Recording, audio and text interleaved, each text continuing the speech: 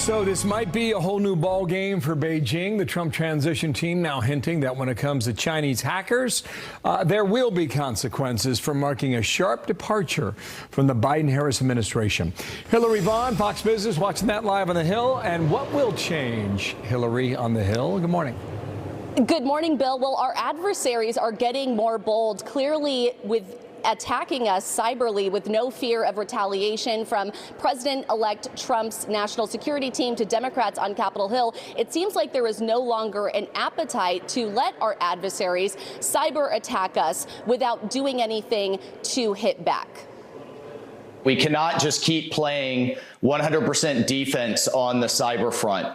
We need to start imposing consequences. Clearly, our adversaries are not getting the message that this has to stop. The cyber threat called Volt Typhoon that was exposed from China, which is not just taking data or spying, it's actually cyber time bombs in our critical infrastructure. The latest cyber attack targeting the Library of Congress, the cyber breach exposing email communications between congressional offices and the library staff. The hack described as a sophisticated foreign adversary espionage, where one of our enemies wanted to gain access to what types of questions lawmakers were asking and what information they were given. The top Democrat on the House Intel Committee says we need to go beyond just singling out the individual hackers and going after the critical systems that our adversaries use to send a message.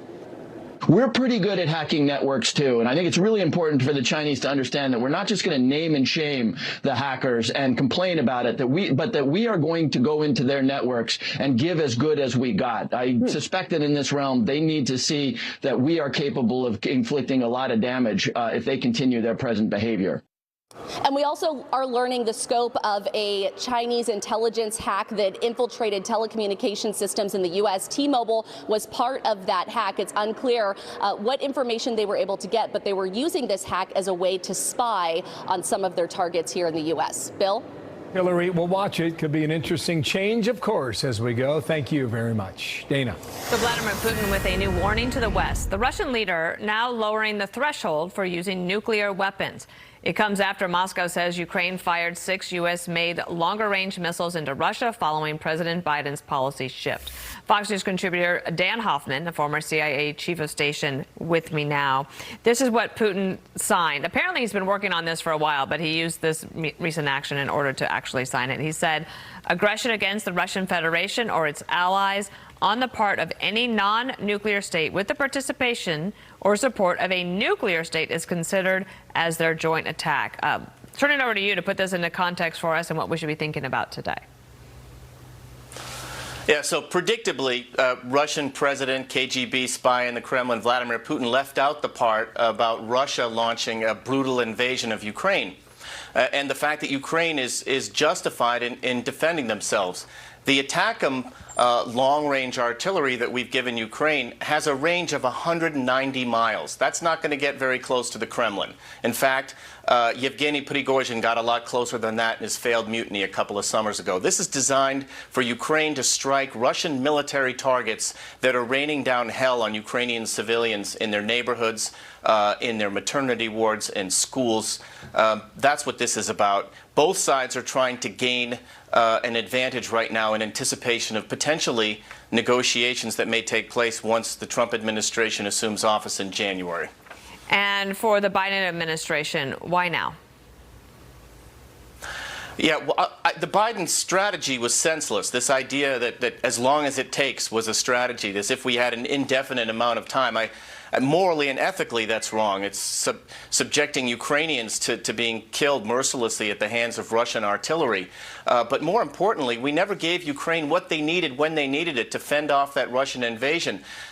Look, Russia suffered hundreds of thousands of casualties. Finland and Sweden are now NATO members. Europe's been awakened from a post-Cold War slumber, taking on more of a burden, defense spending burden in their budgets. This is a loss for Vladimir Putin. He has failed to topple the government of Ukraine and subjugate the government of Ukraine as he wished. The only thing Putin has successfully done is this rhetorical nuclear brinkmanship, because he knows that President Biden goes back to this Cuban Missile Crisis idea that we're going to be at risk of a nuclear war when Putin is playing the KGB game and influencing his enemy very effectively. We should have done this on day one and given Ukraine the authority to make those decisions themselves. Okay, but we are where we are. And with this action, could Ukraine be in a position to have a better negotiating position if it comes to that when President Trump takes over? Well, I think it potentially could give Ukraine a little bit of leverage. It certainly is going to help them in the upcoming battle at Kursk, where we've got roughly 50,000 Russian and now North Korean soldiers seeking to recapture territory that Ukraine had taken. But look, for this war to end, it's really the leverage over Russia that matters most. And the leverage that we have over Russia is giving Ukraine the military equipment, the munitions that they need. And that's why the war has dragged on for as long as it has. Can I ask you a last question on this topic about North Korea? That state sent a bunch of people there. Maybe they had no idea where they were going or what they were getting themselves into. I mean, that was an escalation.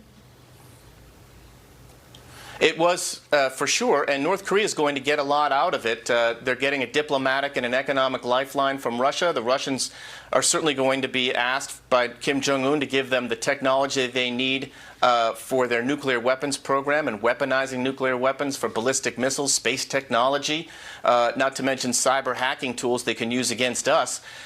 If we want to drive a wedge between that alliance, between those two ruthless dictators, the best way to do it is to help Ukraine take the fight to the Russians and the North Koreans in Kursk. All right, we didn't get a chance to get to Iran, but there will be time for that. Thank you, Dan.